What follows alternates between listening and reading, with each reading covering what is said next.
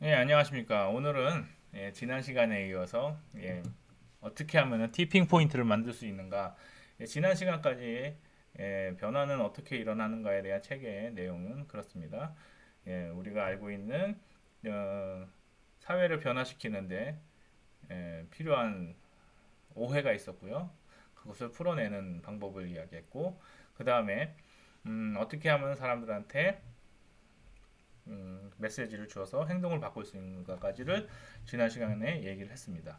그러면 이번 시간에는 뭐냐면은 지난 시간에 얘기했던 거에 연장선상으로 지난 시간에 뭐라고 했냐면은 다양한 집단에서 동일한 메시지를 주는 것이 굉장히 중요하다라는 이야기를 했습니다. 그렇다면은 이제 뉴 노멀, 예, 뉴 노멀을 만드는 것은 어떻게 해야 되는가에 관한 이야기로 말씀을 드리려고 하겠습니다. 티핑 포인트라는 게 뭐냐면은 그 집단의 25%가 이 메시지를 받아들이면 그때부터는 급격하게 집단이 그 메시지를 흡수한다. 이게 티핑 포인트의 법칙입니다.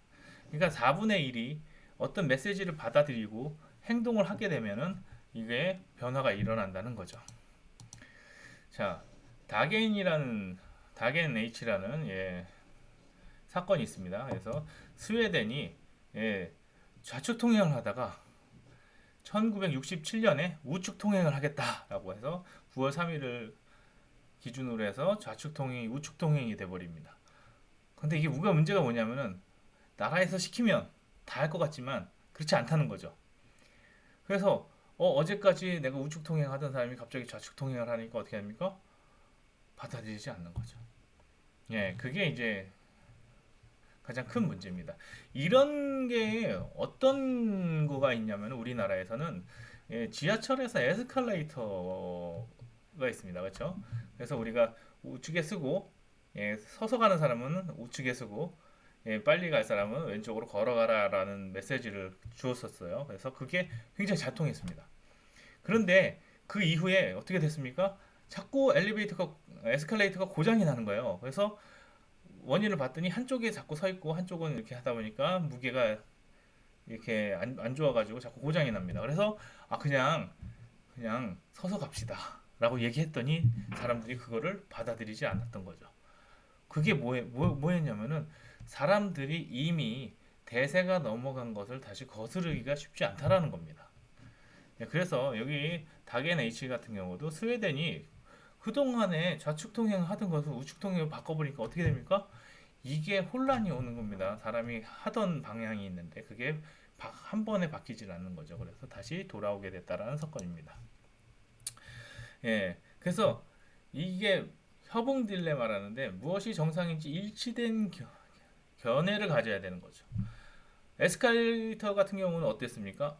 되게 합리적이었습니다. 일치된 경계를 갖기가 너무 쉬웠죠. 왜냐하면은 오늘 빨리 갈 사람은 빨리 가고 천천히 갈 사람은 천천히 가자. 그래서 안전을 지킬 사람은 안전을 지키고 빨리 가고 싶으면 빨리 가라. 이게 사회적으로 굉장히 합리적이다라는 협응이 있었기 때문에 그거를 다시 깨기가 너무 어려웠던 거고 지금도 지하철 에스컬레이터는 예, 오른쪽은 서서 가고 왼쪽은 걸어가게 돼 있습니다. 이런 메시지를 주기 위해서 뭐 했어야 됩니까? 충분히 검토를 하고 시행을 했어야 되는 거죠. 그래서 합리적인 컨셉이 기술을 이겨내는 겁니다.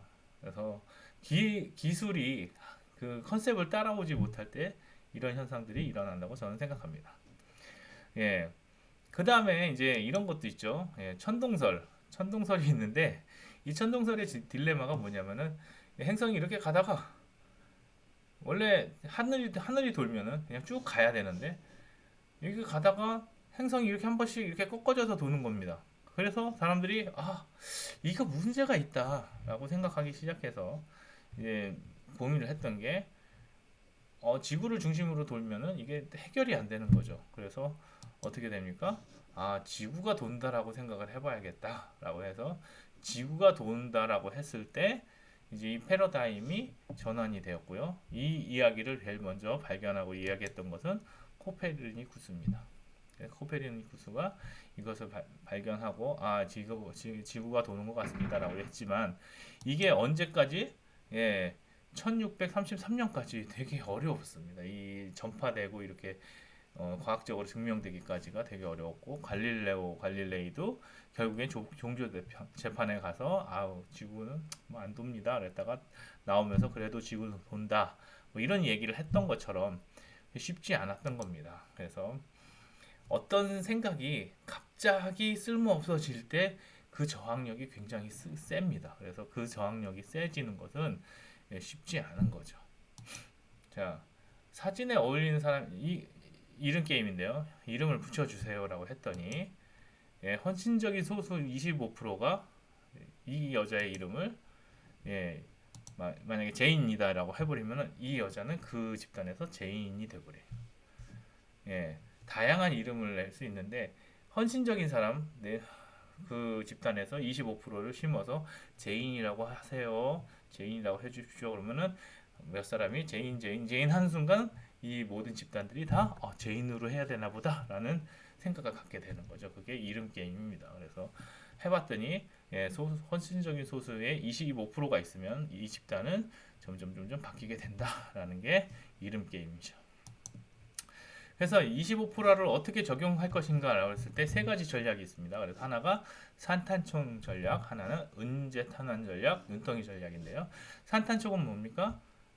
파파박 쏘는 겁니다. 그 은재 탄환은 뭐냐면은 우리가 이거 드라큘라나 뭐 이렇게 뱀파이어 같은 영화에서 나오는 거 보면은 은탄환이 들어가서 독 퍼지듯이 딱 퍼지면은 이제 드라큘라가 죽는다. 뭐 이런 식의 그게 은탄환입니다. 그 다음에 눈덩이는 굴려서 이렇게 돌아가는 거죠. 누가 봐도 지금 눈덩이 이야기 할 거는 뻔하죠, 그렇죠? 그래서 이야기를 해보도록 하겠습니다. 그래서 산탄총은 뭐냐?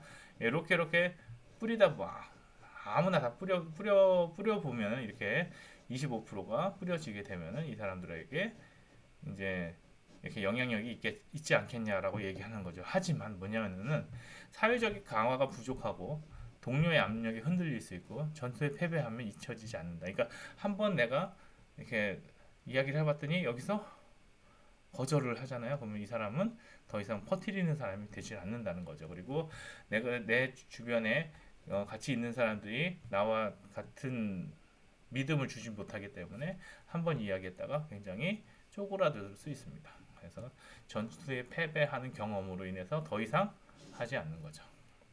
자, 은재탄환은 뭐냐면은 요 사람이 이 사람한테 에너지를 집중해가지고 이렇게 뿌려대는 거죠. 그래서 이제 여기까지 이제 만들면은 이 사람에게 집중을 해가지고 이렇게 주변을 만들었는데 이 사람이 이쪽으로 또 뿌리는 데 있어서는 또 힘이 안 서는 겁니다. 그래서 이 주변만 가지고 이렇게 돌아가게 된다. 그래서 이런 전략이 어떤 겁니까? 은재탄환 전략에 쓰이는 게 어떤 거냐면은 인플루언서한테 돈을 많이 투자해서 마케팅하는 그럴 때 그렇습니다. 그래서 인플루언서가 굉장히 영향력을 많이 미치는 것 같지만 사실은 이 사람의 영향력은 그 사람에게 한정되어 있다. 그러니까 무슨 얘기냐면은 유튜브가 10만이 있어요. 그래서 그 10만 되는 유튜버한테 돈을 쓰면은 그 10만 되는 영향력 이상이 안 된다는 거죠. 그래서 그게 사회적으로 많이 영향력을 줄 수가 없습니다. 그래서 이제 얘기하는 게 뭐냐면은 눈덩이 전략입니다. 그래서 어떠한 집단에서 2명 이상의 변화 촉진자가 있다니까. 그러니까 적어도 5명 되는 집단에 2명 정도는 되게 헌신적이어야 돼요. 그러니까 자 보세요. 5명 중에 1명은 이 4명 이길 수가 없어요. 5명 중에 2명이 되면 40%잖아요. 25%가 넘는 거잖아. 그러면 영향력이 굉장히 세진다는 겁니다. 이 3명이 이 2명이 작정하면 이 3명은 이 2명의 영향력 안에 들어올 수밖에 없다라는 게 눈덩이 전략입니다. 그래서 이 전체에 10명이 되는 집단 내에 4명 정도가 이제 영향력을 갖기 시작하면은 이 주변을 전염시키고요. 이 주변들이 이 사람의 영향력을 받아서 행동으로 옮겨지기 시작하면은 또 더 큰 집단이 또 이 사람들의 영향력을 받아서 이 사람들의 영향력이 이 집단의 20%가 되면은 또 영향력을 행동으로 바꿀 수 있는 그런 영향력을 주게 되는 거죠. 그래서 먼저 20%, 25%가 단결을 하고 그 25%에게 단결된 또 집단이 완전히 이렇게 소수의 헌신적인 집단이 될 때까지 시간이 필요하죠. 그리고 나서 그 사람들이 또 더 큰 집단의 25%가 됐을 때 더 큰 집단이 또 이 25%의 영향력을 받아서 집단이 변화할 수 있다라는 겁니다. 그래서 변화를 위한 7가지 전략을 소개하면서 마치는데요. 제프 베조스가 아마존 사장이죠. 피자 두 판의 법칙을 이야기합니다. 그래서 회의를 할 때는 피자 두 판 갖고 먹을 수 있는 사람들의 규모로 회의를 해야 효율성이 있다. 그래서 회의를 너무 많은 사람들을 하지 말아라 라고 이야기하는 거죠. 그래서 그게 이제 피자 두 판을 먹을 수 있는 사람들이 그 조직의 25%가 돼야 행동으로 변화시킬 수 있다는 겁니다. 전체주의의 한계는 뭐냐면은 아이디어가 빠르게 수렴하지만 독립적으로 헌신시키지 못하는 게 그 조직원들을 헌신시키지 못하는 겁니다. 아, 그래 좋긴 좋지 뭐 알았어 하는 거지만은 그 사람들이 뭘 못합니까? 이 조직에 헌신하지는 못하는 겁니다. 그래서 오바마가 이야기한 겁니다. 오바마가 가장 바깥쪽에 있는 사람들을 종종 불러서 그들하고 자꾸 만나는 스킨십이 있다 보니까 그 주변에 있는 사람들이 오바마를 지지하게 되는 거죠.